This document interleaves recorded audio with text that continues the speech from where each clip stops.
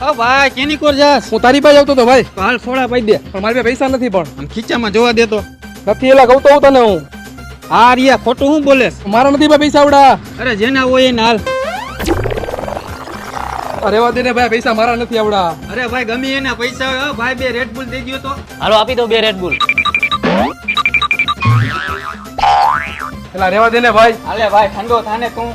કાંઈ વાંધો નહીં.